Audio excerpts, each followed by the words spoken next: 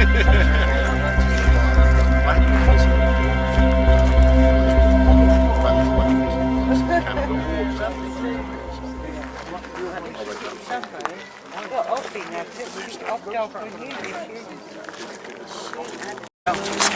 it? Oh, cool. Oh, yeah. Can we have the lights down 50%? That's right, yeah. The east gate is right up there. In 1980, none of this was here. This was an all open field. You could clearly see from the gate clear out into the forest here. Now it's all grown up. In fact, there's some pictures in, I think, Georgina Bruni's book or one of them that you can see that it's kind of grown up a bit. Yeah.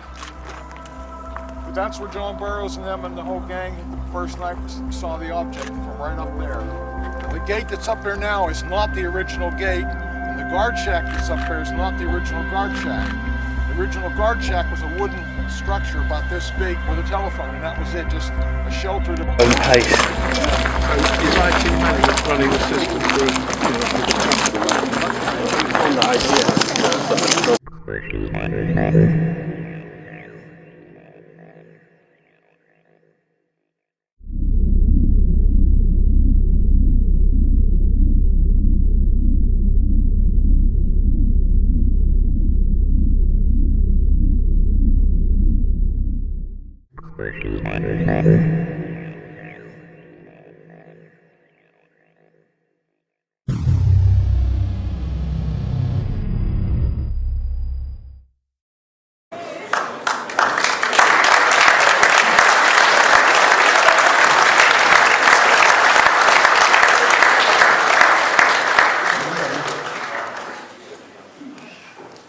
Okay, the main event of the evening, you all know who it is, Colonel Charles Halt, and there may be a chance for questions at the end, okay?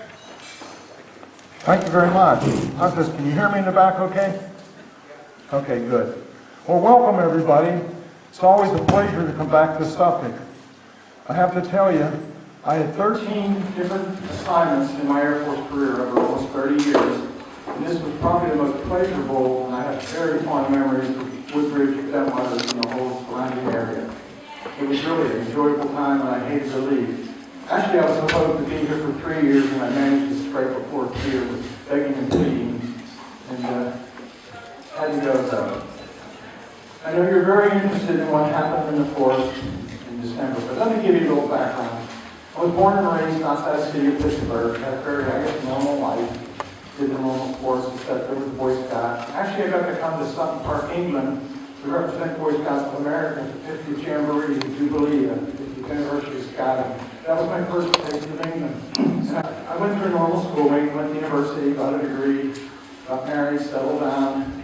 One thing, I never had any experience, never reading anything or hearing anything about UFOs the whole time I was growing up. I did have one. I had an encounter Wednesday, not with UFO. My family was involved in the local parish church, and they had a rummage sale. I think they had different names for them, but the garage sale, rummage sale, yard sale, where all the ladies in church gathered. I've grown clothing, unused clothing, appliances, books, you name it, took to the church and invited the public and made a little money for charity. One of my jobs was to bring the boxes in from the cars and help sort things out. And one particular box had a big load of books in it, and I was an avid reader. So I thumbed through the books, and I found a couple books of great interest, including one by Donald Kehoe. Maybe you all know who he is, about UFOs and pilots or something like that. So while the ladies were busy settling the goods, I sat down and read the books, and I found it very interesting. Description, decided to go into the Air Force, which I did, and forgot all about UFOs. I've never had any other inkling to even think about them until 1980.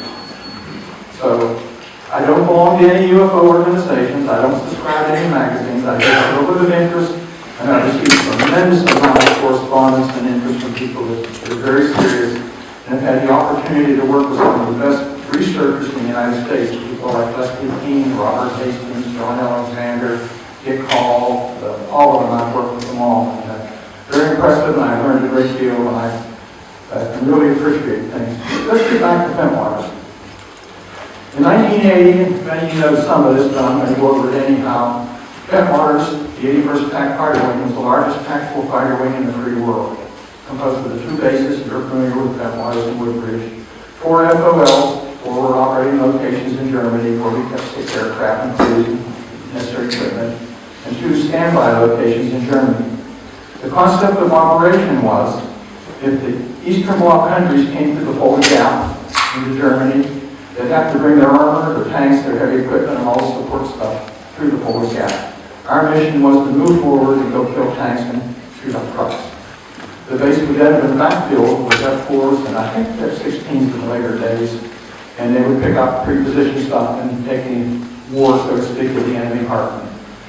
Those were pretty tense times, if you remember, 1980. We exercised all the time. When you haven't lived, you put on rubber boots, rubber gloves, a gas mask, a rubber suit or a chemical suit which had charcoal impregnation in it, and try and operate and wear a flak vest that weighed about 40 pounds.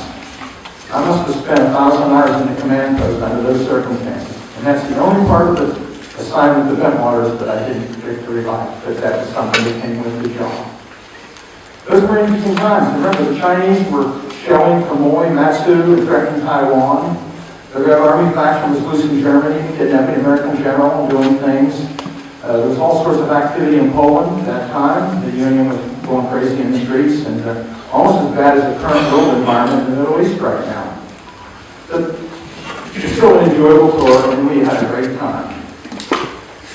I was assigned to the Pentagon prior to coming to our Bentwaters.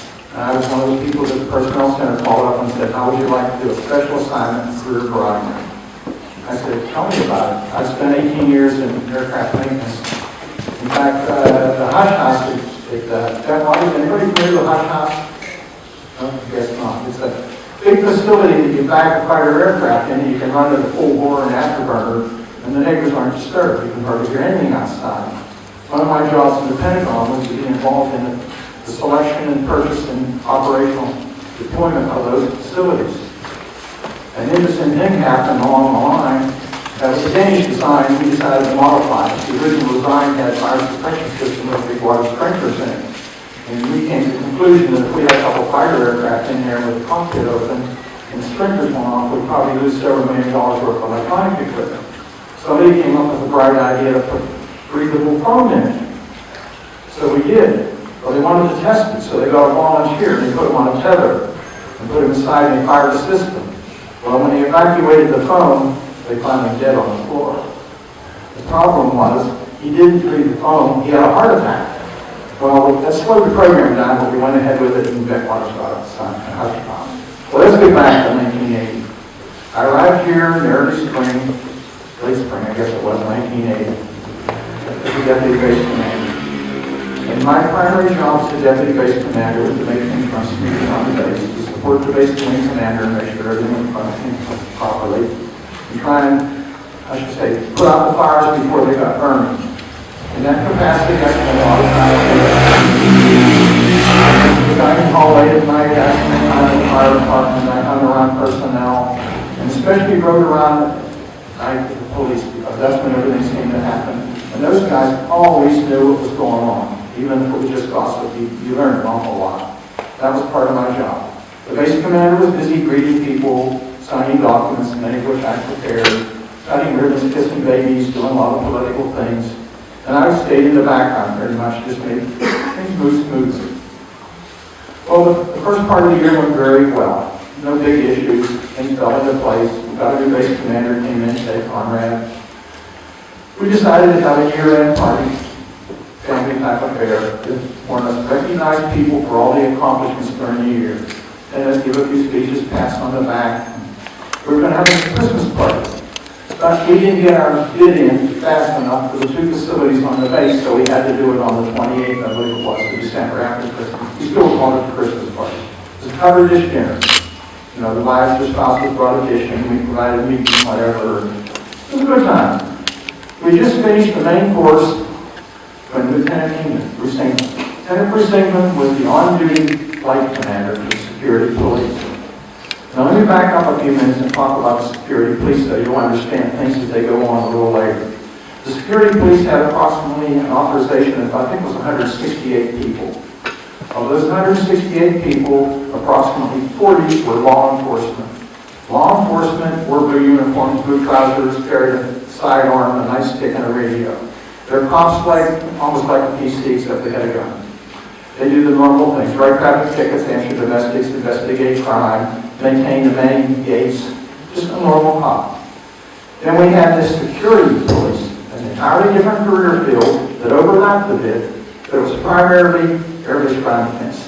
Defend the base, protect the weapons, protect the aircraft, make sure everything that was priority resources, so to speak, was protected.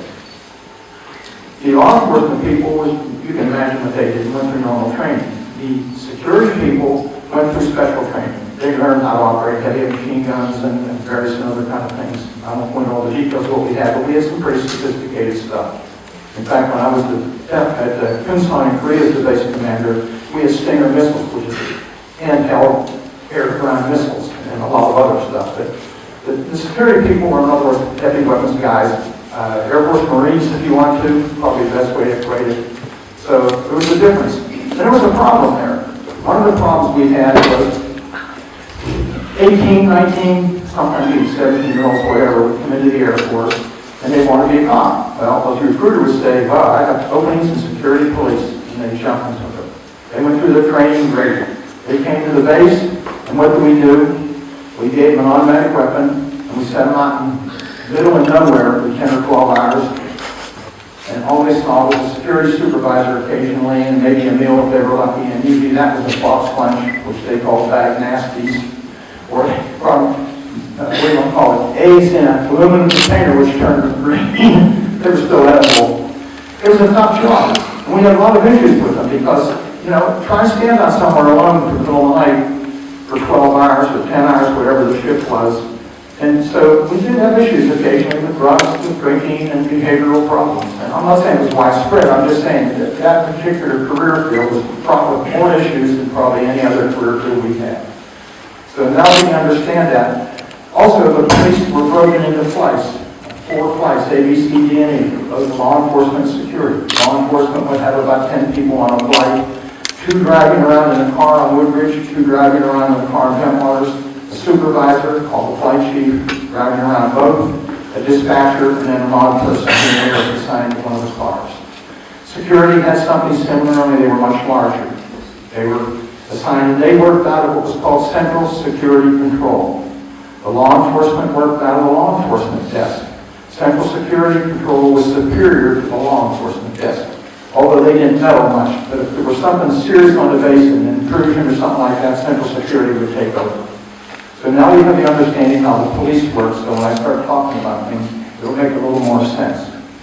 Anyhow, we had the dinner, and we're getting ready to get up, take a break, and have dessert. When Bruce England, who was the on-duty cop, drinking cop, and Bruce was not a young lieutenant in a typical sense. Bruce had been 4 years in the Marine Corps, had gone to college, got the degree, came in the Air Force, so he was a very, how should I say, mature lieutenant. Probably more mature than some of our captains were. But anyhow, he's a good guy. Bruce came in to the officer's club and said, "It's back." "What's back?" He said, "The UFO's back." Now let me back up 2 nights so we get the sequence right. On the night of December 25th, the morning of December 26th, Boxing morning, I guess you'd call it. Wasn't it Boxing Day, the 26th? I stopped by the police office, the desk sergeant, to find out, what's going on about 6 o'clock in the morning, and pick up the police blotters. The police blotters are the chronological listing of everything that happened the previous night, or previous 24 hours rather. And I walked in, and the desk sergeant was Crash McKay. That was his nickname. He was staff sergeant for Fox Sergeant. And he started laughing.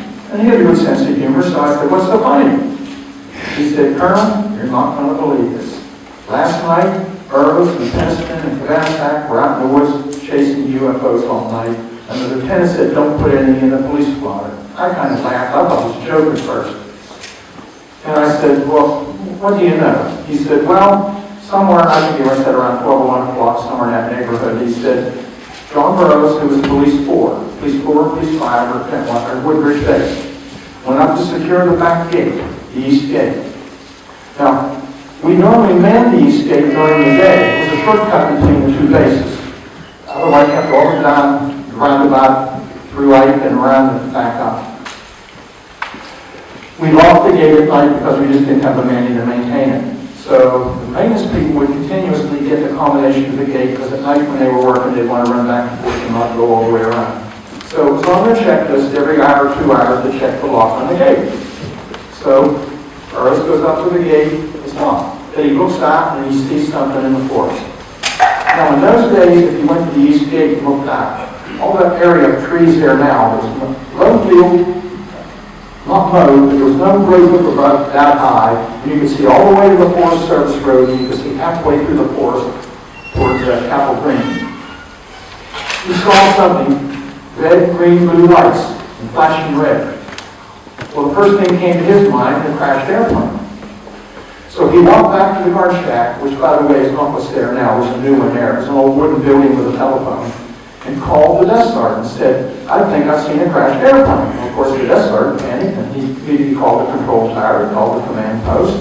Everybody's saying there's nothing reported, nothing flying. They called RA Rendlesham, which is Eastern Radar, we call it. They had air defense for that sector, nothing. They even called Heathrow Tower. There's nothing flying in your area, there's nothing reported done. So there's great concern amongst the cops. So Master Sergeant Chandler, who is the senior NCO on duty, comes up to the gate. Jim Penston comes up to the gate, who is the flight line supervisor, and several others. And they're all standing there looking, and they all see the lights. So what do? According to them, what they did is, first of all, they selected one of the officers, Buzz Stephens, who said, not me, I ain't going out there. Kind of funny. So Penston stepped forward and said, I'll go. And John Burroughs said, I'll go. And poor Airman Campana, who was the lowest ranking guy there, said, and you'll go. So they checked their weapons with Sergeant Chandler. They jumped in a 6-pack truck. They drove out East Gate Road. They turned right. They went up the road about 150 yards. They turned left. There used to be a big plaque there. There's a Forest Service gate there now. And the road leading down into the forest was very rough, irregular, and if you didn't have a high-centered truck or 4-wheel drive, you wouldn't have gone down there and gone back. Anyhow, they drove down there.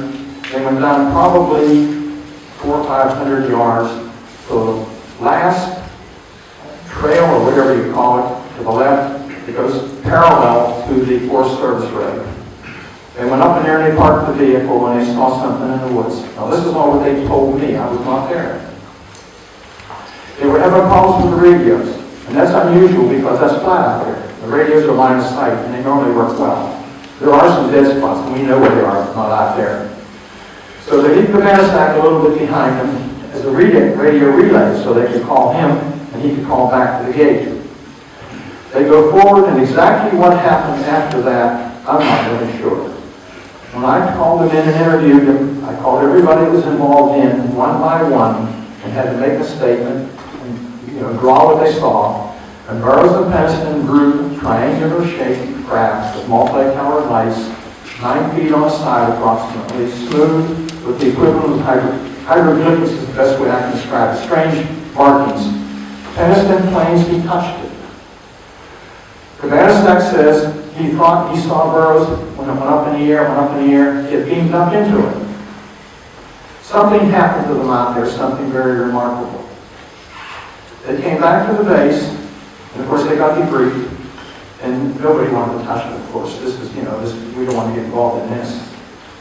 I picked up the blotters, and of course I had to put something to effect in. They saw lights and didn't know what it was, and they weren't really sure. I do know one thing, it was about 40 minutes that we couldn't account for where they were. They were off the air for about 40 minutes. We do know that for sure. Sergeant Chandler and the rest of us still up at the gate. We're in a panic here. We're getting ready to send another team out to find out what happened to them. And I'm going to tell you more about what happened. I found out many years later in a few minutes. Didn't think too much of it. I thought there has to be an explanation. And the senior officers kind of said, well, we don't know. We can chuckle or whatever.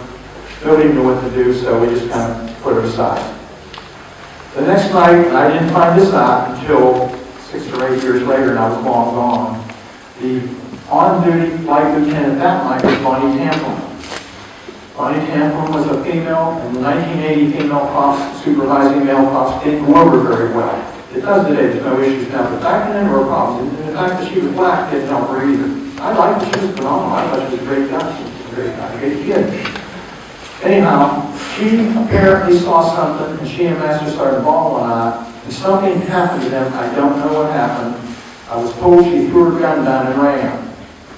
But I haven't been able to verify that. She left the base a day or two later, supposedly having a nervous breakdown. I never related the two or was told, with any connection. I was never told she was out there. She's in Italy now and doesn't want to talk about it. So I have no idea what happened. That was the second night. So let's go back to the party, the third night. When Bruce comes in and we talk, Ed Conrad, who's the base commander, says, well, I'd love to make the awards and presentations to give a speech. And besides, I don't think I want to go. You go home and change clothes, and you go out and investigate. And I said, I'll go put this thing to rest. I'm sure there's an answer.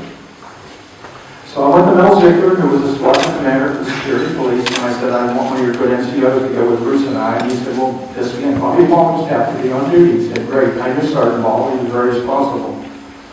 I went to Sue Jones, who was the disaster preparedness officer. I said, who's on standby? Disaster preparedness has the equipment to deal with radiation, biological, etc. And then she said, Monroe Nevels. Well, I knew Sergeant Monroe Nevels from exercises.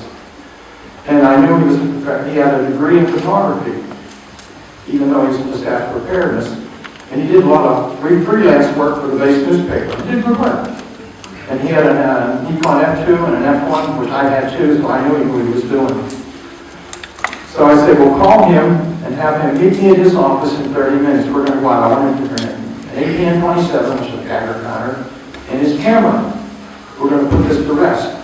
And confirm there's no radiation, there's no anything. We'll take some pictures of whatever we see. I got a little pocket recorder, which I carried everywhere I went anyhow. We had a dictaphone system in the office, and I didn't like to take notes, so I always carried a pocket recorder. I went home and changed clothes. Bruce Engman, Bobby Ball, and Sergeant Costenza, Adrian Costenza, a young cop, staff sergeant at the time, came by and picked me up at the house. I put my old fatigues on and a field jacket. It was 35 degrees that night, the wind was blowing. We went down to the disaster preparedness office, picked up Sergeant Neville. He calibrated a couple of the APN-27s, and he said to me, I remember, which one should I take? I said, how's the calibrations? So they all calibrate fine. I said, take or pick. So we picked up APN-27, we all piled into the Jeep, it was a little crowded. We went down to the motor pool because he wasn't sure he had a full tank of gas, which is on vent waters. It's right inside the gate, we're right inside the gate now, on the industrial side. Put a little gas in the Jeep. There is another vehicle in here pulling a light off. The light off the motor generator, the big yellow thing we use them on the flat. The fluorescent lights, we use them for security, we use them to illuminate work areas. And they come, there's already a couple out in the woods, they won't work right? Anyhow, they were fueling that. We went on across the base, out the back gate, actually went the same route that Penniston and Burroughs went the first night. Out the gate, turn right, turn left, down into the forest, turn left. I get out there, and there's probably 15, 16 cops, 3 vehicles, 2 or 3 vehicles, 2 light rolls, and they're all milling around. And I'm thinking, oh my God, this is a public relations disaster. If we get caught out in the woods in uniform with all this equipment and police force in the middle of the night, we'll make the headlines in the paper. We'll never do this time. So I said, all right, everybody, knock it off, quiet, stay right here, no noisy radio communications, nothing. Now somebody mentioned, Brenda, I think mentioned others, but somebody seeing lights in the sky. That was probably the light off, although I don't know. I arrived there, and Bruce England says, the landing site's out there, where clearly an object landed on the first night, the morning of the 26th. Okay, I said, let's go out there. Well, he brought a starlight scope along, a first generation night vision scope. So we look into the woods first, and I think I see a glow in a certain area. I'm not really positive, but anyhow, I said, what's in there? We've marked the site. So he took me into the site. And lo and behold, there's 3 indentations, about that big, 9 feet apart, where Penniston Burroughs said this craft had landed. Tripper, you want to put the others, flip up a slider? That's the wing headquarters. Sorry. Go ahead, and one more. The object, we'll solve that one. Just a second.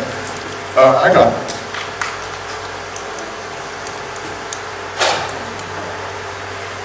The area was right back here where the object landed. Here is the farmer's house. Here is the lighthouse over here. You can't see it very well in this picture, but the lighthouse is there. In 1980, there was no hedgerow here. You could see all the windows in the farmhouse very clearly. Anyhow, we're milling around there, looking at the site. Microphone, please. Microphone. Oh, I'm sorry. I'm accustomed to have one stationary. We're milling around and looking at the site, taking radiation readings, and we find that the radiation is about 8 to 10 times higher than normal background in the indentations and slightly higher in the center formed by the triangle of the three indentations. You want to go forward a slide or two? There's the lighthouse on Orford Nest. I'm sure you're all familiar with it. Another slide. That's Orford Nest. Go ahead, keep going. The tower at Woodbridge, air traffic control tower. Go ahead. Woodbridge, air traffic control tower. This is the east gate. Looking out, the gate's right up here. That's all new. That's all new. It used to be just a wooden shack right up there. Next slide. That's the new gate. That's been changed. It was just a simple gate before. Next slide. This is looking down the road now. This was all open field, all the way out into halfway to the coast, or to the Capitol Green fields. Next one. Other shot out the gate looking back. Go ahead. This is, if you go out the gate, turn right, and then turn left, this is the road going down into the area where we were, where we find the object or whatever it was. Next one. That's a sign there, just the forest sign. That sign used to be right where that pipe gate was, you saw 2 slides back. They've moved it somewhere else now. Next one. This is the area right here where we parked in the forest. And went into the forest in there. The farmer's field's out here somewhere. This was taken 2 or 3 years ago. Go ahead.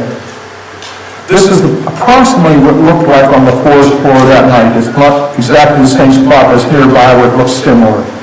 Go ahead. This is the plaster cast. Jim Pennington went back the next morning because he knew nobody would believe him. His landlord, he lived in Ipswich, and his landlord, I understand, was a plasterer.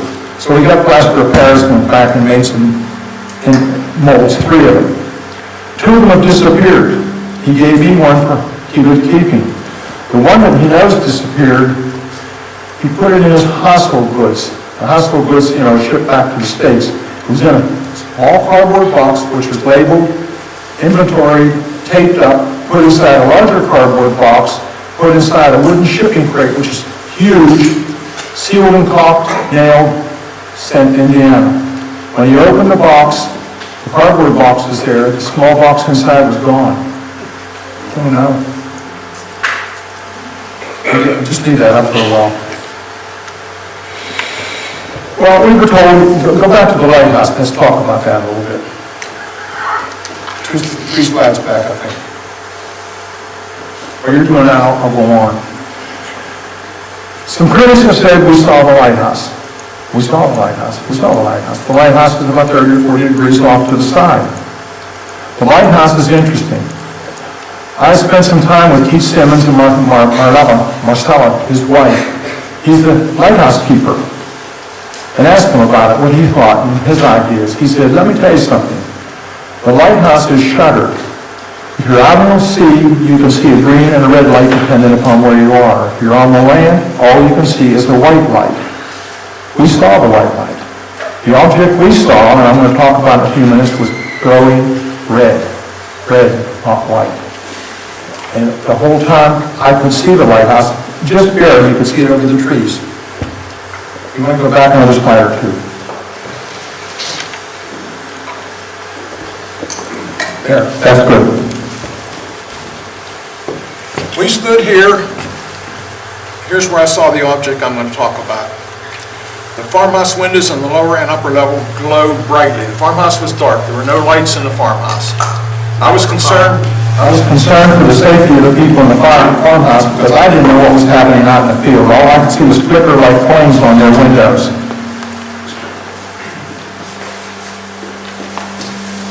Again, The lighthouse over here, and you can barely see it. Anyhow, we're moving around, we're taking radiation readings, we're measuring the distance between the triangles, the indentations. I had Sergeant Neville's with the ATM-27 go to the nearest trees. The side toward the three indentations had slightly higher readings than the slide on the other side. There were marks on the trees. I don't know what they were. Rub marks? I don't know. They may have been blaze marks. But if you looked over, there was a heavy tree canopy. These are mature Corsica pines, a strong canopy. But if you looked up at that site, you could see little broken branches on the ground, sort of indicating something may have come up or down. I don't know. But while we're milling around there, Bruce England, Lieutenant England says, look over there, there's a red light. It's moving. So we look at it and watch it. It's out in the field. It's out in the middle of that field between us and the farmhouse. As we just try and get a closer look. Well, as we started to go forward, it came toward us. It came into the forest. It moved through the trees, up and down, bobbing up and down, like this through the trees. As we got close to it, it backed up. It receded back out into the farmer's field. We looked close at it, and it looked like an eye. It was oval. About, I'm guessing now, because it was 100 yards, 50 yards, whatever away. About that big. It had a very dark center and a very pronounced red around it. It appeared to be shedding like molten metal. I can remember I worked one summer in a steel mill and I watched the crucible when they poured and the stuff splashed. That's just what it looked like. And I thought it was either sparks or something that was burning and falling off it. We watched for a minute or so and the object silently explodes. Silently into 5 white objects, just like fireworks, and it disappears. Well, I can't explain this, but I'm thinking, well, we should have never come out here. Nobody's going to believe this nonsense. I thought first ball lightning, but that wasn't ball lightning. Ball lightning doesn't do that. So I said, let's go out in the field and see if we can find any residue from where this object was shedding, whatever it was shedding. So we climbed over the berm, there's a big berm there, over the barbed wire fence, and out into the field. We looked everywhere, and the only thing we found was evidence that the cattle had been there because somebody stepped in it. But there were no cattle in the field. They had obviously been there. So we're not too far from the tree line, so I said, let's go further out so we can get a better look at things. So we went down past the farmer's house, right along the right-hand side of the farmer's house. There's a road out front. We crossed the road, and there's a small stream. We stepped in the stream, and everybody got wet up to their knees at least, which we were very happy about. And just across the way was another field that had just been plowed.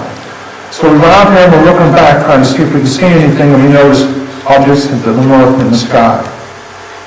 They're elliptical, with multicolored lights on. My guess is 3,000-4,000 feet up. So I was continually talking to the command post what was going on. And so I said, can you have radar? Look here. And I give a description. And they come back and say nothing. Can't find anything. The objects turn to full circles. They're still illuminated with multicolored lights, and they're moving in synchronous together and making sharp turns, 90-degree turns. The only thing I could think of was a grid search or something. I don't know. I've never seen anything like it. Then I think Neville said, look to the south. There's 2 bright white lights out there. So we looked out to the south, and sure enough, there's 2 bright lights, almost like landing lights. Thinking, wow. One of those approaches overhead, directly overhead, at very high speed, stops, and sends out a beam, like a laser beam. It was about 10 or 12 inches in diameter, and it was right over there. And I about went into shock, thinking, wow, is this a weapon? Communication? A warning? What do we do? And suddenly, as it appeared, click, it disappeared, and the object went back to the south. At the same time, the other object moved over Bentwater's base and was sending out similar beams. Now, we had 3 different radios for this. We had the law enforcement radio somebody had, I don't remember which one had which one. We had the security radio, and I had the command radio. In other words, I could talk to command post, they could talk to Central Security Control, and they could also talk to law enforcement. I could hear chatter on the security net that the guys in the WSA were seeing things, and there was something going on over there. That's all I know. I don't know the details. I wasn't there, but I will read you some things later on that are very interesting. One of the Bentwaters stopped sending down beams after a while, but it stayed in the sky, and we watched it probably another hour. It was getting close to 3:30, 4 o'clock in the morning. Nobody seemed to be interested. Nobody seemed to want to respond. Nobody seemed to care. So I said to the guys, I'm cold, wet, hungry, and tired. Let's pack in and go home. So we did. We went back to the base. I went home and took a shower. I couldn't sleep. I was still like this. So I decided to go down to the office. And I went down to the office, and we shared the building with the wing commander. He was on the left-hand side looking at the building, and we were on the right. And as I went in, the wing commander came in, holding all word and wings. And he smiled at me and said, you must have had some night last night, because he watched the radio all the time. I don't think he slept. I think he slept with the radio. He said, what happened? I told him a little bit, and I said, I got a tape recording. He said, play it. So he and I stood there and he played it for him. He said, let me have it. I said, uh-oh, I'm in trouble. He said, I'm going to take it to the staff meeting on Wednesday and play it for General Basley. I said, there goes my career. So all week, I think that was Sunday or Monday, I can't remember which day it was, I was sweating all week. I knew when he went to the staff meeting, and when he came back, I was waiting for him. And he came in and I said, well, boss, he threw me the tape recorder and laughed. And I said, well, boss, do I have a job? He just laughed. I said, well, what happened? He said, well, I played the tape for General Basley and the staff. He said, they all sat there quietly. And General Basley said, well, was Halt credible? He said, yes, I believe what's on the tape is right. Basley looks around, nobody says anything. So in his infinite wisdom, he says, well, it happened off the base. It's a British affair. Case closed.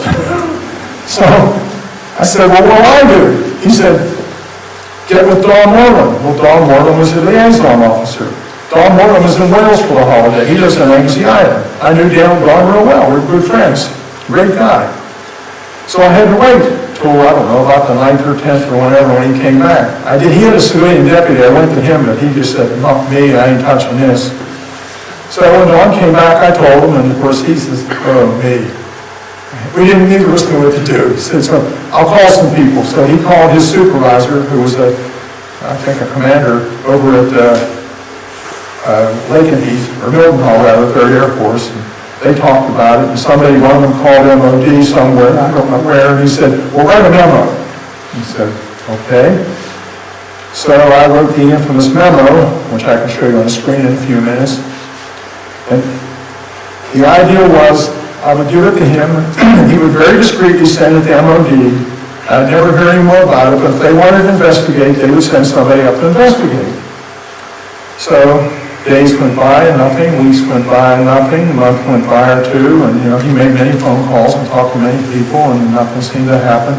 And I was relieved, man, I'm off, this is done, it's gone away. All was quiet. 2 years go by. 1983, a young man we put out of service, and we can talk about that a little later, is unsuitable, undesirable. That's what a 3910 discharge is, and you can verify that. He did get an honorable discharge, but he was literally booted out. Picked up a story from Adrian Dispenza, apparently. I have some documentation on that, and some of the other cops, and suddenly put himself into the story. Interesting. He went back to the States. We sent him back to the States. He was talking to Newfound and a few other people, and he ran into a couple authors who were writing a book called Clear Intent. Maybe some of you have read it. Larry Fawcett and Barry Greenwood, 2 great guys. Well, they pick him up, and they're all excited. Boy, here's the case we can't pass up. We're going to put this in our book. It's going to be the crown jewel of the book. They get working with him, and he finally confesses to them he was lying. I have that in writing from Barry and from orally from Larry Greenwood, or Larry Fawcett. He contacts me, and Larry Fawcett does, and I said, well, I'll help you with the book if you keep it honest and straightforward and stick with the facts. We signed an agreement. I sent it off. Well, they lost interest in it after what Larry Warren told them and all the problems. There were issues about my memo, my tape. It got sold to the Japanese, it got news to the world and everybody else. It got so convoluted that nobody knew what was going on. They said, enough of this, and they backed off. They put a bit in a clear intent, but didn't really cover that fully. So again, I thought it was pretty much closed. Then I get a call from Larry Warren, and he's working with Peter Robbins. So I said, Larry, you weren't there. I sincerely believe he wasn't there. Yeah, and I've been telling them for a long time. He's produced a document signed by Lee Swain, who was the first sergeant, put them on flight. Now what probably happened, and I can only guess to this, he should have had 5 weeks of training after he got there. Mandatory before you go on flight. If we got caught putting somebody on flight that didn't have all the training, and an NSI team or a Taco Bell team came in, the wing commander would have had serious problems and his career may have even been in danger. It was serious. But we didn't have a drug bust and had, I don't know how many, half a dozen cops or something, decertified. So we were short-handed, so they may have put him on flight. I can't say he was or wasn't.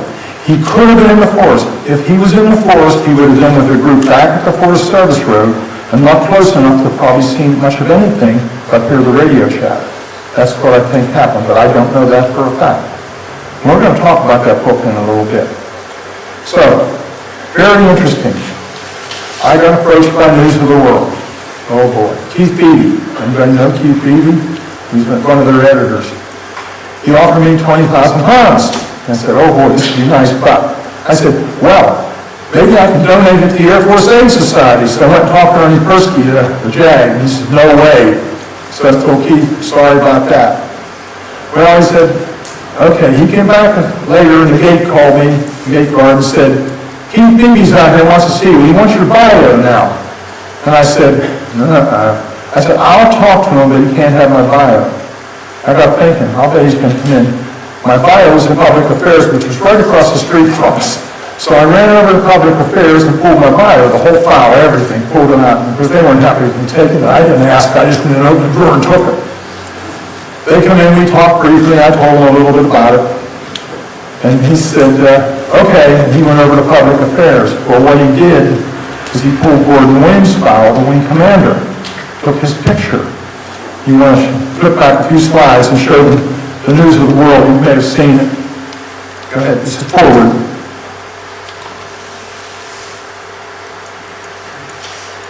We need to take a break in a minute, Colonel, yeah?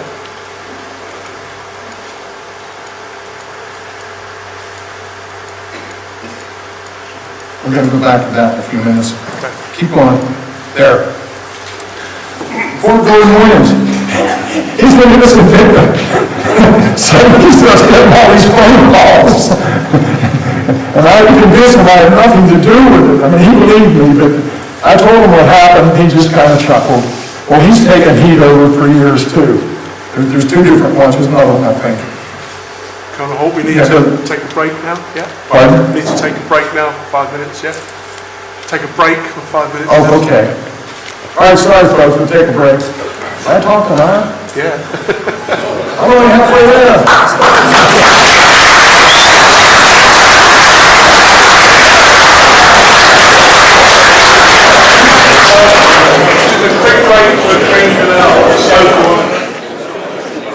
Can we get started again?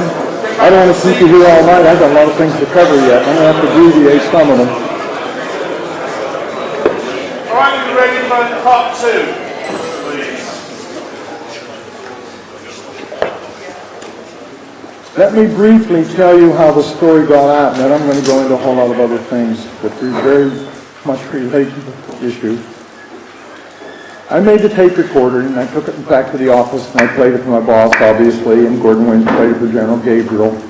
And my boss at that time, Ted Conrad, said, make me a copy. So I took my tape recorder, and he had an identical one, went in the conference room, laid him on the table, and made him a copy. I gave it to him, and he put it in the desk drawer, and we all forgot about it. Well, he left. We won't talk about service. But anyhow, he left for promotion. I guess the best way to put it. And Sam Morgan came in. Sam Morgan and I had some issues. His children had got in trouble with the police, and the police asked me what to do, and I said, you do what you would normally do, and they did. And of course the cop told Sam Morgan that I was the instigator behind it, and sent him over to his house, and he was just incensed that a cop with a uniform and a gun and a badge would come to his house and talk to his child. Well, that all kind of got swept under the table, but he was furious. So when he left, they needed a replacement, and Gordon Williams decided to put Sam Morgan in as the base commander. He'd been down in maintenance. Sam Morgan was running around telling people the first thing he did when he got in the base commander's chair was to fire me. Well, it got to me. So I went looking for a job. I had several good friends in Germany who are now retired generals, and I called one Bill Barrett, and I said, hey Bill, we'd gone to OTS together and gone to maintenance school together and stationed together. I'm looking for a job. He said, well, we have an opening at Ramstein. We need someone. We'd love to have you. So he went to the general at Ramstein, who called then General Pascoe, who was our wing commander, and said, will you release Halt? And Pascoe said, hell no. That's exactly what he said. And then he called me on the carpet and said, what are you doing? Looking for a job. And I said, well, Sam Morgan said he's going to fire me. He said, he'll do no such thing. Don't you worry about it. And he didn't. But Sam had a chip on his shoulder. He played the tape and asked me what it was. I told him. And he thought, He started playing in cocktail parties, and he gave it to a British solicitor by the name of Harry Harris. Harry Harris sold it to a Japanese producing company for 20,000 pounds or some such ridiculous figure, and it found its way back to the States. That's how the tape got out. That's an abbreviated version. The memo, Larry Fawcett, as I mentioned earlier, the original guy that was working with Larry Warren that wrote Clear Intent, was looking for, he heard there was some memos and some correspondence, so he came to the base, and Jack Cochran was then the base commander, and asked for copies of everything. Of course, we didn't have anything in the file. The only copy was a carbon manifold. In those days, we had select typewriters. We didn't have word processors. And I had it, this personal thing. And so Cochran went back and said, we don't have anything. So they went to 3rd Air Force, and General Gabriel had left. And Pete Bent, who was also a good friend of mine, we'd gone through basic commander school together, was the acting 3rd Air Force commander until the new general came in. So he got the request, and he asked the staff, and apparently the RAF liaison officer said, oh, I've got something in the file. So they pulled the file copy out, and Pete saw my name on it, so he called me up. He said, I've got this memo. And I said, how did you get the memo? He said, well, I got it from the RAF. I said, oh my God. I said, burn it. He said, what? I said, burn it. He said, why? I said, my life and yours will never be the same if you release that memo. He released the memo to Larry Fawcett. Larry Fawcett shared it with people in the States. 1 or 2 of them are in this room tonight, or were. And next thing you know, I met BBC 1, BBC 2, ITV, German TV, Radio Orwell, East Anglican Times, or whatever it is, some people from Japan, some people from Germany, and the place went crazy. I had to go into hiding almost. I said, oh my God, that's the last thing in the world I need. I said, this is not career enhancing. I was up for promotion at that time. Anyhow, that's how the documents got out. Now, I'd like to talk a little bit about, I was going to do a whole lot of other things and play some sound clips, but we don't have enough time tonight. Some of them are 15, 20 minutes long. But I am going to go through a couple of other things. For those of you that read the Left at the East Gate, I'd like to give you some updates and some potential corrections that Mr. Warren and his cohort can put into their next book. If you take the original version and you look at page 32, he claims we had a helping hand. We had no helping hands. Helping hands is a very serious report that gets up-channeled, and everybody in the base would know about it, trust me. If you go to page 39, it says the base was on alert. The base was not on alert. We were at a party. Williams was at a social event. There was no alert. He shows a picture in the book of alert sign, but he cuts off the top. It says alert status, but he cuts off the bottom line because we have a slide-in thing that says what the alert is, but you can't see that because it's got sandbags up on it. I've got pictures of it, but I don't have time to put all that up for you. We won't get done tonight. If you go to page 42, he claims there was a captain at the motor pool. There was no captain at the motor pool. It's a security police captain. We had 2, Captain Saul and Captain Verano. Guess where they were? They were at the party. If you go to page 43 and 44, British police were present. I have 2 letters from Suffolk Constabulary establishing exactly what was in their log, what they found, and where they were. They responded twice. Once, the first night after everything was over, they came out. It was too late. They found nothing. They came out the next afternoon, found the indentations, and said, well, that looks like hen scratching or rabbit drippings or whatever. That's the only 2 times, and they say it very clearly in their document, which I'm going to give to somebody tonight when I leave, that they only responded during that whole period 2 times. They had serious burglary at a post office, and they had a lot of other things, but they did not respond other than that.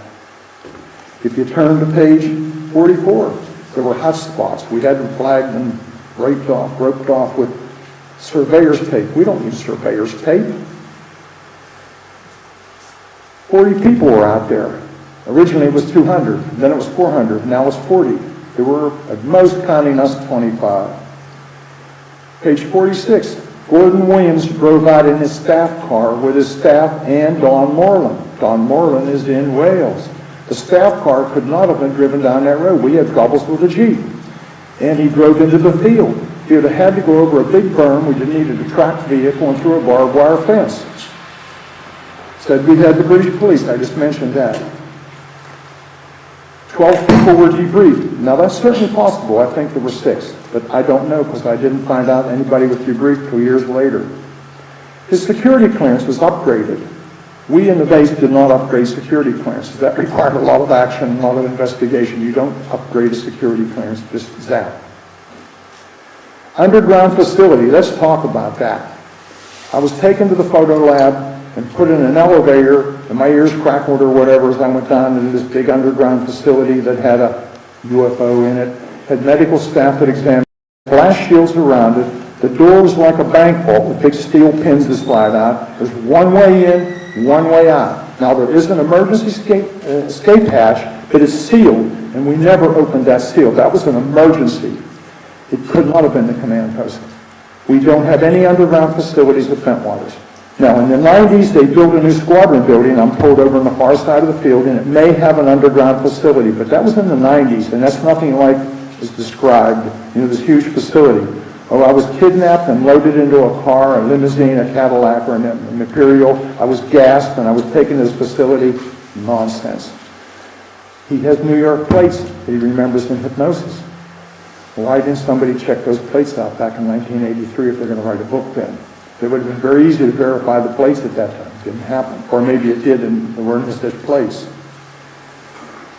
Page 136. All the squadrons on the base had a big meeting to discuss it. Nonsense. We didn't have any big meeting on the base.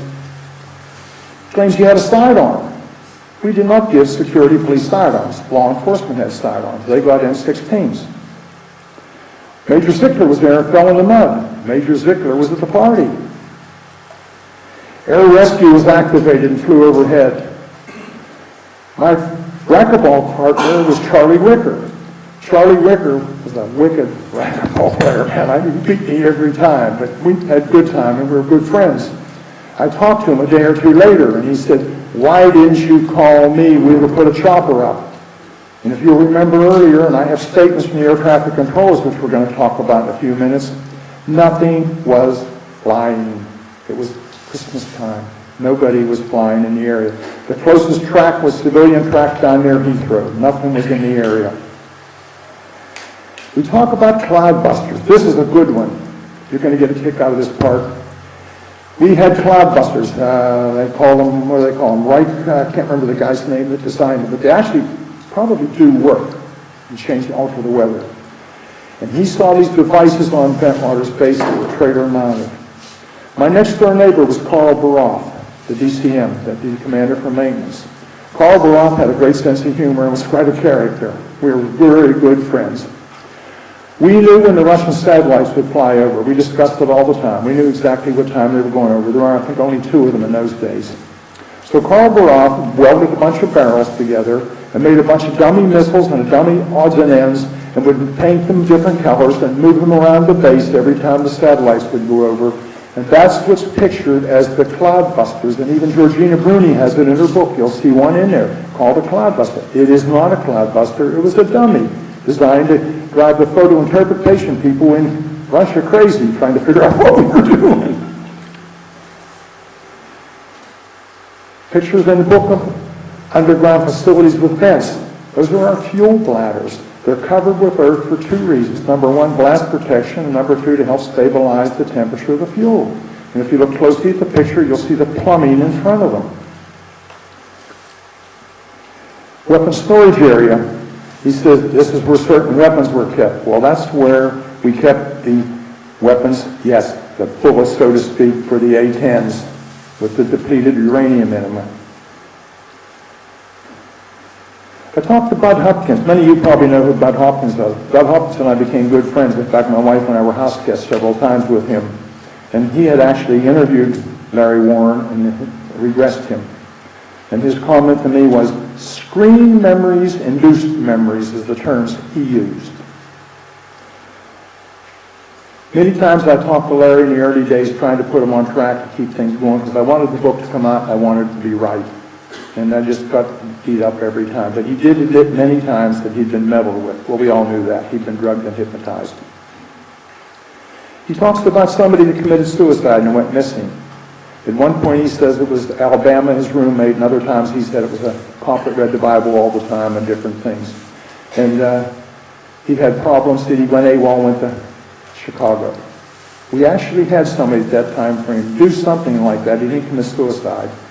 I went up to the police desk one night, and Sergeant Turner was the flight chief, and again, Crash McCabe was on the desk because it was C-Flight, and Craig McCabe was usually the desk sergeant. And they were panicking. I said, what are you doing? He said, we had a young airman that didn't get his security clearance right away, and we put him on casual status. He got frustrated. He folded up all his uniforms, put them on the bed nice and neatly. This sounds like a classic case. Bought himself a ticket and was flying home. We traced him through Heathrow to a flight to Chicago. We just called the Chicago Airport Police. They're going to put him on a plane back because we don't want him to be charged with AWOL because that's a serious offense. You can go to jail for that. We'd rather he get an Article 15, which is non-judicial punishment, and probably get a fine or a reduction or whatever. And they got him back. They sent a police car down to London Heathrow, picked him up, brought him back. He didn't commit suicide. Let's talk about soil analysis. This is the good part. There are 4 things I'm told that substantiate Larry's story. My memo. Does anybody see his name anywhere in my memo? Number 1. Number 2, my tape. Well, that incriminates him because Bobby Ball, who he claims was with him, and Sergeant Dispenza, who he claims was him, was with me and on the tape. Listen to the tape carefully. Dispenza security 10, and Bobby Ball was security 4 or something. I don't know, but if anybody's gone through the tape, and I have copies in the narrative, they were with me the whole time. Dispenza never left my side. He was in shock and so frightened he stuck to me like wallpaper. I couldn't get rid of the guys like this with me all the time. He was so nervous. The 4th thing is the best one. The field of Capel Canyon, where the UFO landed supposedly, which nobody else, by the way, can substantiate or verify. The soil analysis says the area was subjected to high energy or high heat, and the grass around the edge is very green. When I was growing up, my grandfather was an avid gardener. And every fall, he would burn a big pile of brush and branches and whatnot. Then he would take the ash and put it around his lettuce and everything. One of the main ingredients of a fire like that is potash. Potash, potassium, the 3rd ingredient in fertilizer. Now, if you've ever had a hot brush fire, normally it's up around, I'd say 1400, 15, to maybe 2000 degrees, and it stays hot for a long time. The sandy soil, yes, turned into almost glass. It was crystallized. What do you think did that? It wasn't radiation, it was heat. The farmer burned brush. All the farmers burn brush. Brush is a constant problem. Anytime you leave the field sit, you know what happens. Things grow. If you don't keep plowing and moving or send cattle or something in, it's a problem. So, 1, 2, 3, 4. Guess what? You're up to 0. I have all the correspondence from the police, which I'm going to share with my good friend who's sponsoring this. I have letters from Barry Greenwood. I'm going to read just a little bit of this. Just a second. I'm going to read copies of all this, but put it in a future publication here. One evening on the phone, Larry Warren decided to confess his non-involvement in his part of the story. I'm just reading a little bit. I'm trying to read the whole thing. I would. That's what Barry Larry Greenwood said, co-author of Clear Intent. This is Dr. David Jacobson, former professor at Temple University, who's very well known in the abduction field. He's written many books, and he was a partner to Bud Hopkins. In fact, he inherited all Bud Hopkins' files. What he says, I was the MC of a UFO conference in Massachusetts around 1986 when Larry Warren got up in the audience and restored all the UFO researchers were doing a lousy job of research. Not only that one, Spencer was reluctant to go public, which is true. Adrian Spencer, who was with me, the staff sergeant, was looking to get out of the service and he wanted to get a government job, primarily in Southwest near home, that would require security clearance, and he wanted nothing to do with the UFOs. So he did not want his name mentioned, he didn't want anything to do with it. So Larry thought he should adopt Adrian Dispenza's story as his. I have an email from Adrian Dispenza. Basically what it says is, when I got back to the dormitory, the first person I ran into, they were in the same dormitory, was Larry Warren.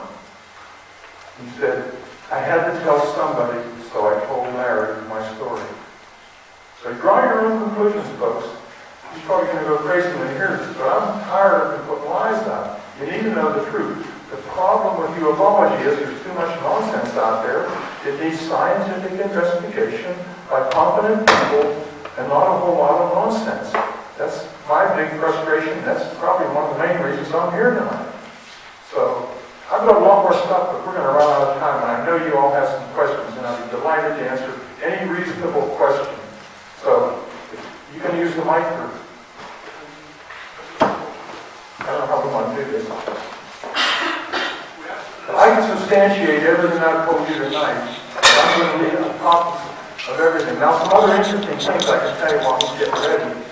I have all Bud Hopkins material, or most of it. I have all Larry Fawcett's material, all 800 pages of it, including postcards from Larry, and you name it, all the freedom of information requests and responses. I have all of it. Larry gave it all to me before he passed on years ago.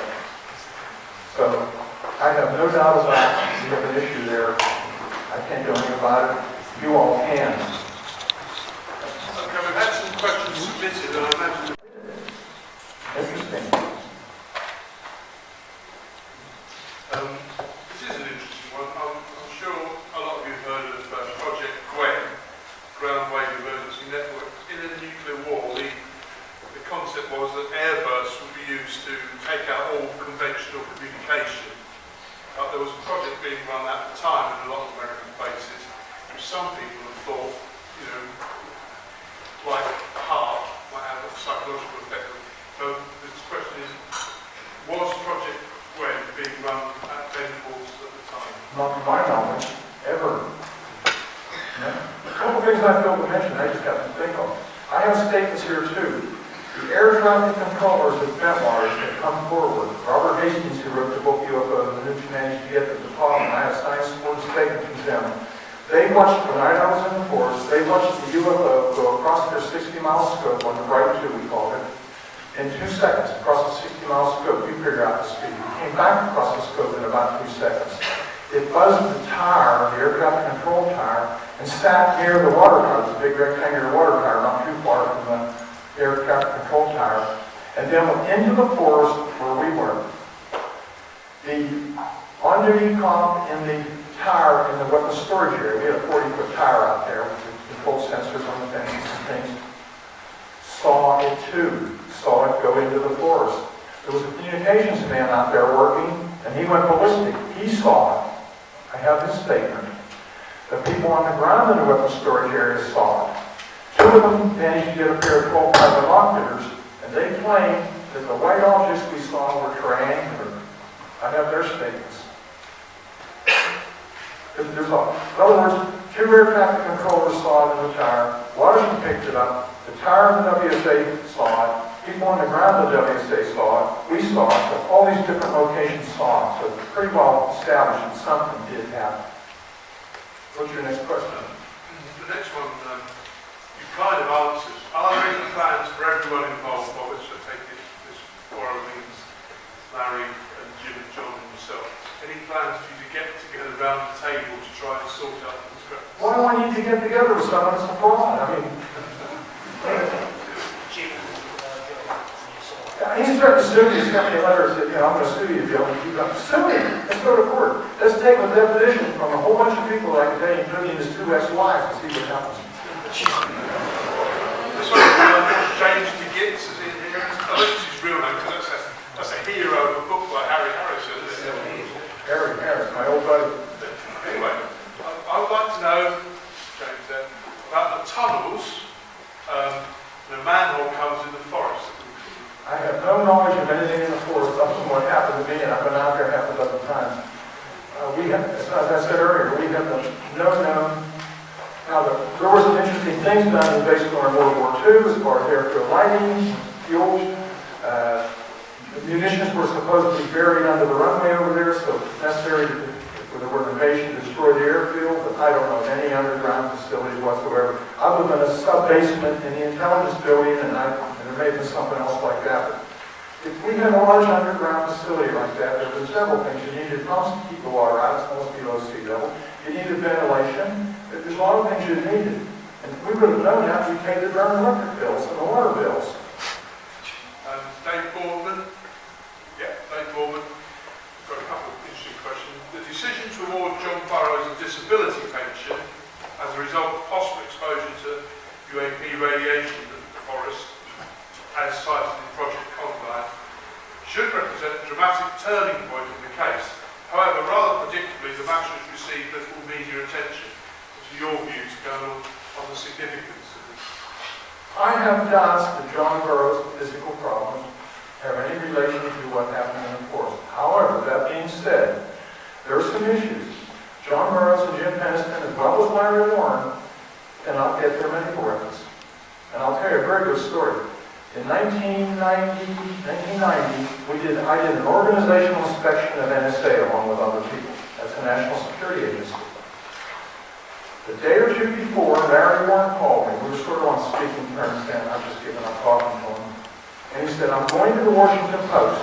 I'm going to blast them. They're holding my medical records. And I have good reason to believe they were. He tried every which way to get them. He had several influential senators and former attorney general and everybody else trying to get them. And it came down to the personnel center at Randolph and the people at St. Louis, the military records center all said they didn't say had them. So, knowing that he's going to go make a big noise to the world about the NSA, we're doing an inspection. I said to Colonel Bill Shea, who was my inspector heading up the team, I said, you tell your counterpart when you get out there that Larry Warren's about to make a lot of noise and maybe embarrass him. So they prepared for it. Fair enough. So Bill Shea goes out and tells his counterpart, this is 8 or 9 o'clock in the morning. By 10 o'clock, I got a call from the chief of the compromise branch at NSA. And he introduced himself. I have his name and his phone number. He's probably long since retired, but he said, what's this about Warren? So I told him a little bit. And I said, well, what do you know? He said, nothing. We talked for a while, and I realized he knew more than I did. Now, back to John Burroughs and Jim Peniston. They've had issues getting treated at the VA. Whether it's related to whatever happened in the force or not, I don't know. I can't say I'm not a doctor. But Gordon Wins and I both wrote very detailed, strong letters to the VA, and they relented, and they are treating them. So they are getting treated. Does it relate? I don't know. Another question here, which is for speculation. It's been announced that there are further MOD files being processed for release at the moment. Despite assurances all the MOD files on the matter have previously been placed in the public domain, do you have any views on the possible content of these files and their potential value? None whatsoever, but I can tell you something interesting, because my buddy Nick Pope did a lot of research on this, and documents are missing from the exact time frame we had used as the memoirs. Everything before and after that's still there. He did a lot of research. Most of you know who Nick Pope is. So, something funny. I'd love for every time. I have no idea what, other than my memo, I have no idea what they have. I don't think they ever responded. They got caught flat-footed and had egg on their face. That's the only thing I can say. They never expected my name around the bird. Well, their people did it, so. Are there any couple of questions from the floor still? I was just going to mention something. In volume 8,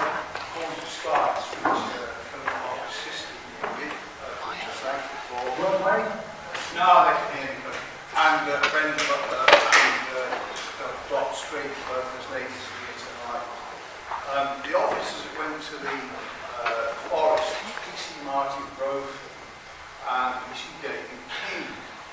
I knew them both. You know them both, yeah? And the PC Martin Rovers tell an interesting sighting in January 1981 when he was on duty at the police station. And a guy came to the police station who was actually terrified, motorcyclist. And I can say that tonight we've actually, as a result of the gentleman over there, we know who that motorcyclist is. And I think, Ken, could you come and have a natter, please? Go on, you'll be all right. You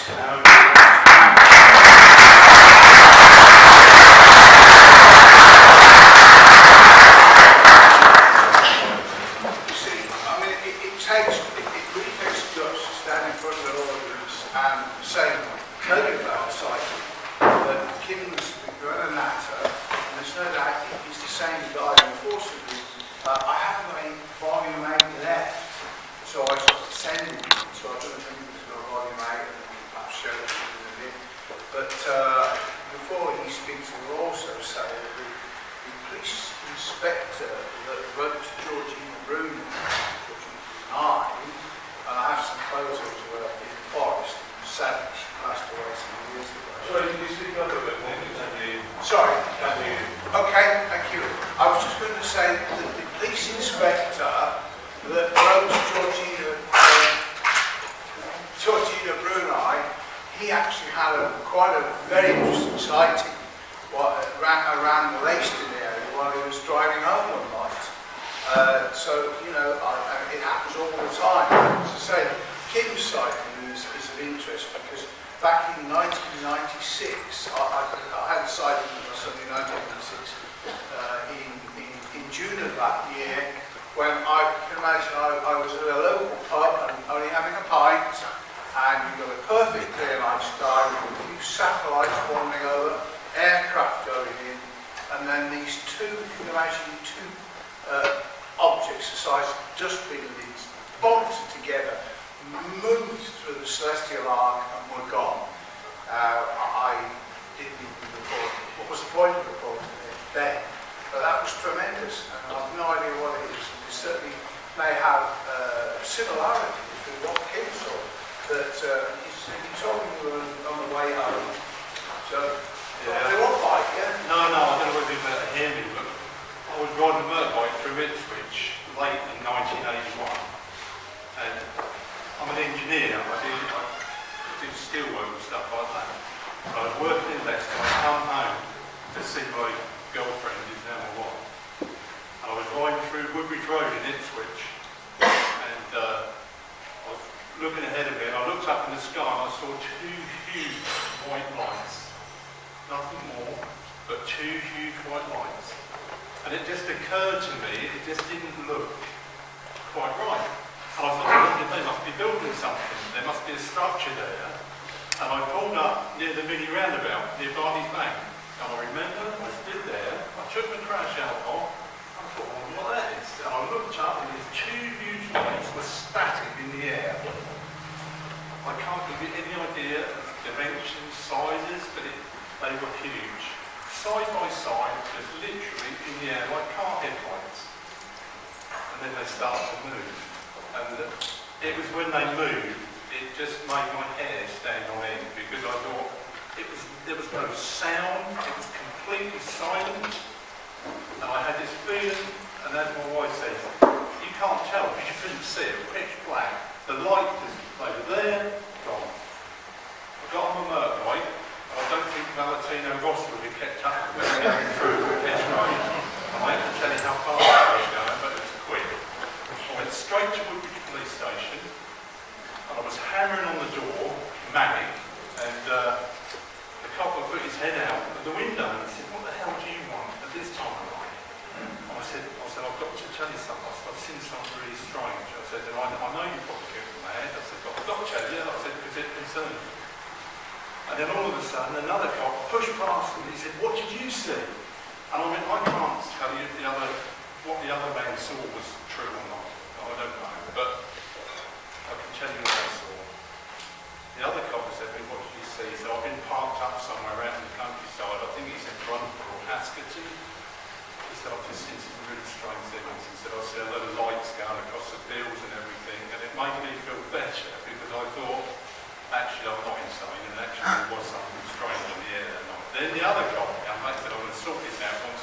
he didn't believe his mate.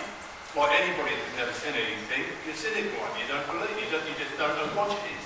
I don't know what it was, but it wasn't something I've seen before. And I've worked on the American air bases from when I was 19 as a chef, for Costains building the concrete bunkers for the A-10s when they came, and the F-4s went out. And I work up there now, I've got a metal work business up there, been up there 15 years. I've lived in this area and I've never seen anything like it again since. Another guy run RF Watchman, the low-flying centre that you can put planet and noise or whatever. And he came back and he said, there's nothing in the sky tonight. So I'll leave it.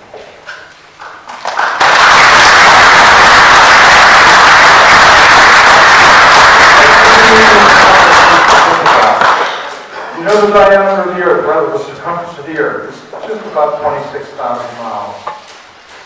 The Earth rotates every 24 hours, doesn't it? Which means if you're on the equator, you're traveling over 1,000 miles an hour. Now here in England, you're probably only doing 800 miles an hour. Do you have any effect? No, because the atmosphere and everything is moving with you. There may be some way that these, whatever they are, have found a way to integrate themselves with their craft. Because I've put 7 Gs, and let me tell you something, even with a G suit on, your vision goes down to next to nothing, and if you're lucky, you stay, you know, you can understand what's going on, you don't pass on, it's just something else.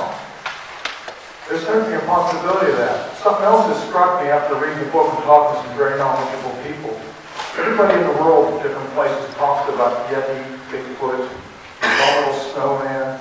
Anybody ever found one physically, or bones, or any positive evidence other than UFOs in the area? Now, I'm not saying Bigfoot or reptilian animals or funny dogs or elves or whatever come from UFOs, but there's some strange connection in some way with some of that.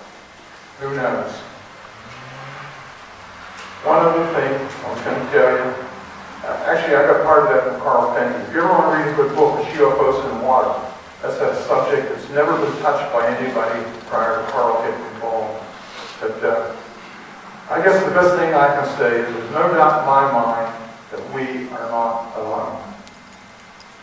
That's all I can say. I don't know what I saw. I wish I knew. I'll probably never know. You may never know either. So, yes, I think there are some people that know. But you won't get to them. Mr. Obama won't get to them. Other presidents have tried hard. Jimmy Carter supposedly had an experience. Bill Clinton tasked his chief of staff, told him when he came into office, there's 2 things I want to know. Told Warren Hubble, the gentleman got in trouble later, but he apparently did a good job at the beginning. He said, I want to know who killed Kennedy, and I want to know if the UFOs are real. And when he left office, he said, I never got an answer to either one of them. So I leave you with that.